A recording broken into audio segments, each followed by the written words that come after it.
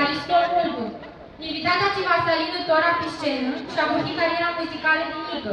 Are cântat la multe spectacole și evenimente alunește.